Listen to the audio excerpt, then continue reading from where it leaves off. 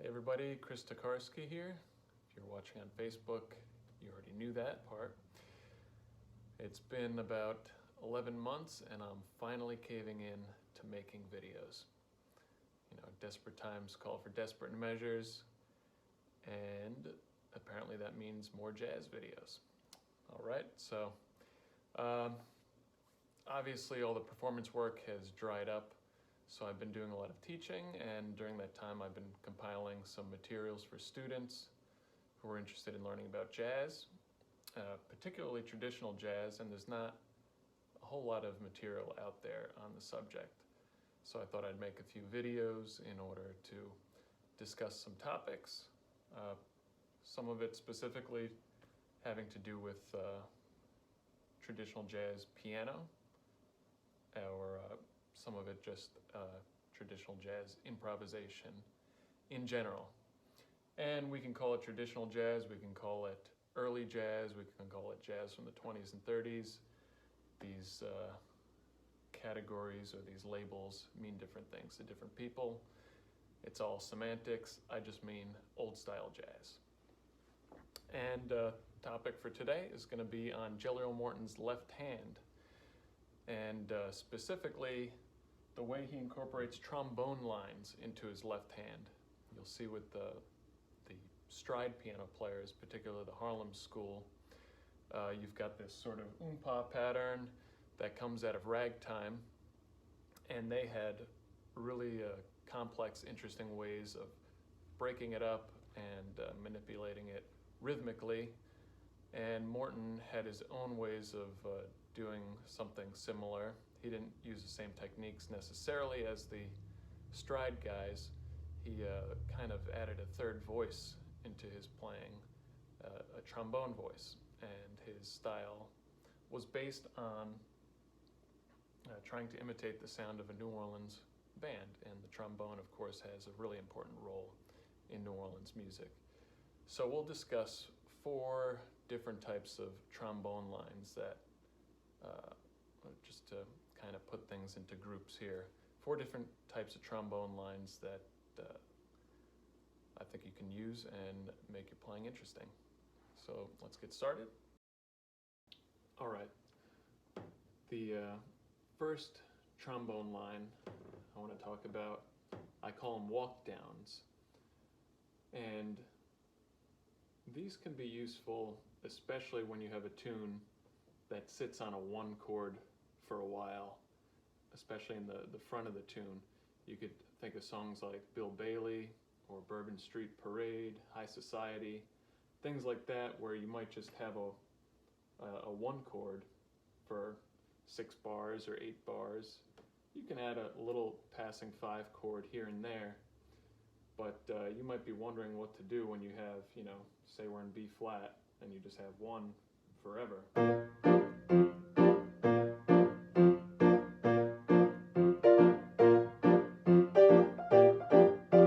You know, you might want to have some movement going on. So Morton plays these little walking patterns that you could interject in there to make it a little more interesting, add some rhythm to it.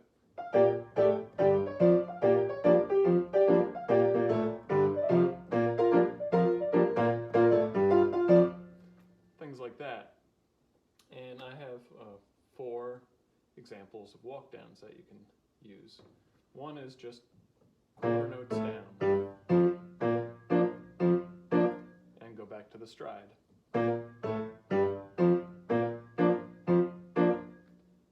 Another one, add just two 8th notes right up front. 1, 2, 3, 4.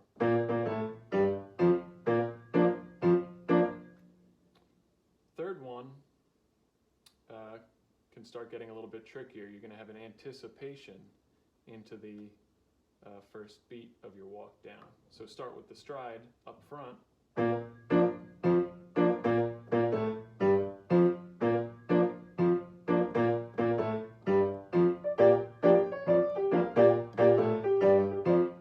Something like that. Another one, you land on beat 1, but you jump to the next, you have an anticipation on the end of 1. So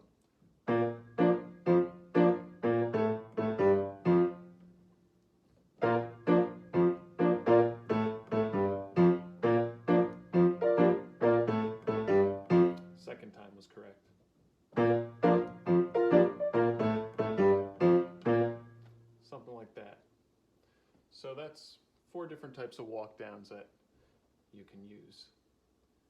Now the next category I just label it voice lead down.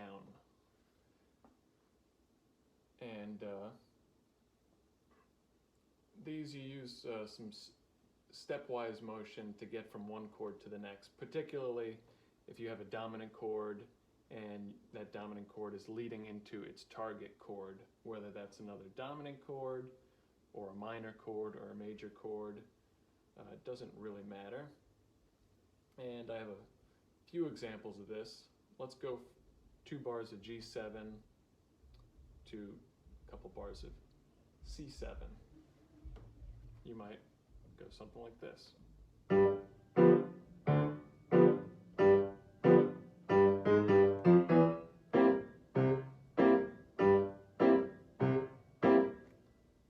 add the right hand.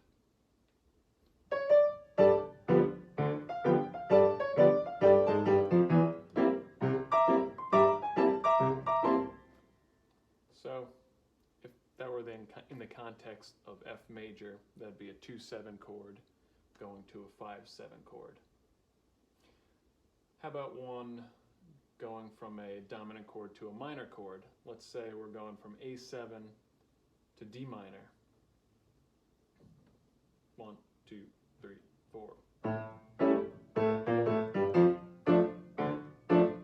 Something like that.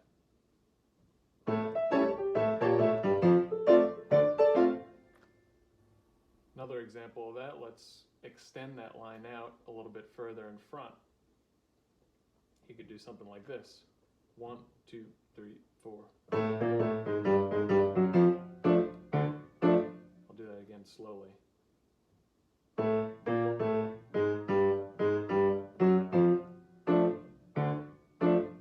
4.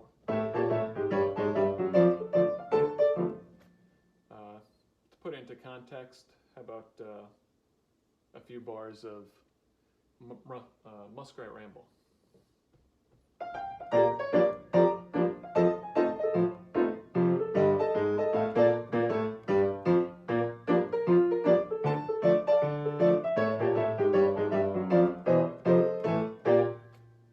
Sounds pretty good in there.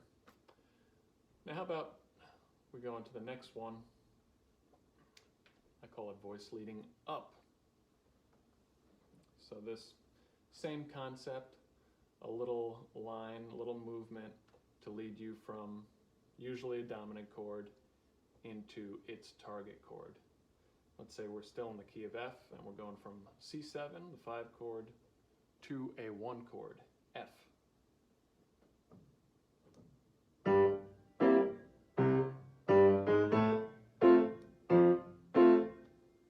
So we're leading from the 5th of the 5-7 chord to the 3rd of F.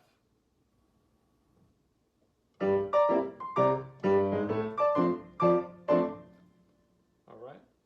Now the next one is kind of similar, but it has an anticipation leading from that 5 up to the 3. 1, 2, 3, 4.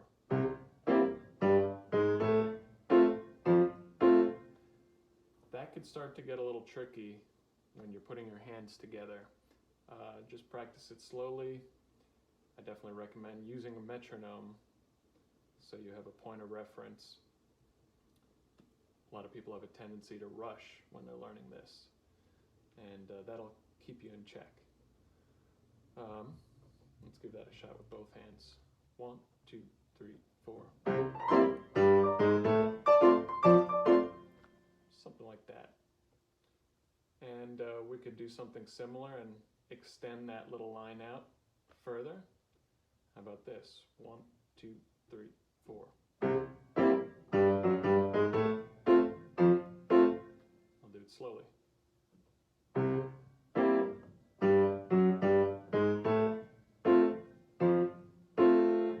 Right, same thing, the 5th leading up to the 3rd. Right.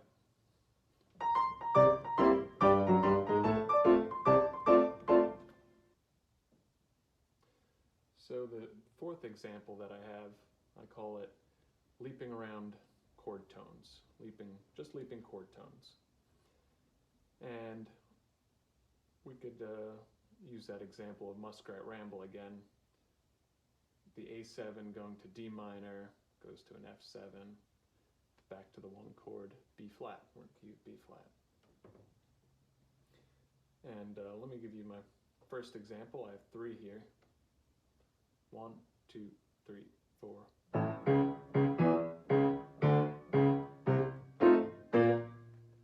Landing back on 1. Let me do that again.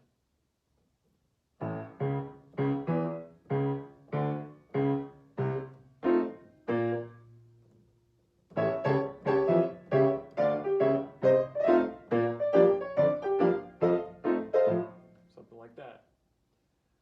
Another example, how about a descending 1? 1, 2, 3, 4.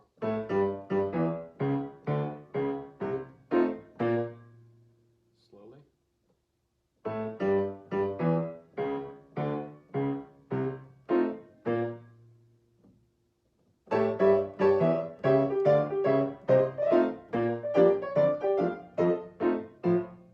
All right, and we'll do one more. This one kind of jumps back and forth. 1, 2, 3, 4.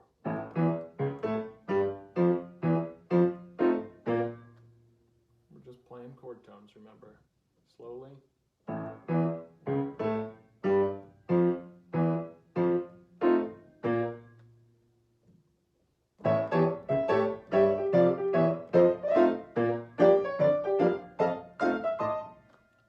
All right, something like that. Let me play just a couple times through the A strain of Muskrat Ramble. Just improvise on it a little bit, and we'll see what comes out. I'll try and include as many of these examples I played, or some different ones might come out, but I'll try and demonstrate what some of these trombone lines look like in context. All right.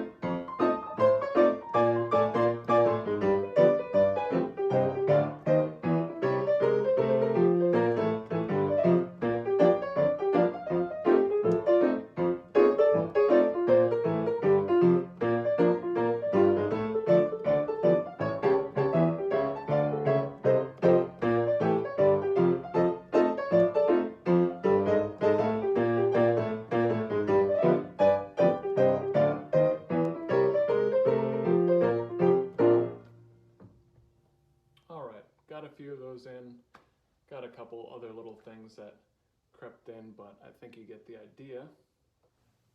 All right, hope you guys find this helpful. Some of these things could be tricky at first, so make sure you're practicing with the metronome. Start slow at first and work your way up. And some of these can be particularly tricky once you're adding your right hand into the mix, especially those anticipations. So at first when you're doing this, give your right hand a little bit of a break and allow the left hand, these trombone lines, a chance to interject, whether it's some space in the melody or while you're improvising, allow a little bit of space in order to execute some of these. And I hope these videos provide a good opportunity to put some quality material out on traditional jazz improvisation, and also as an opportunity to plug private lessons. I've been doing lessons virtually, some in person, and feel free to reach out to me if any of you all are interested, discussing all things jazz related, traditional jazz, bebop, swing, any of the styles within the jazz tradition. So thank you for watching. You can inbox me, email me, call me if you have my number. I'm not putting it on here. And thanks for watching and happy practicing.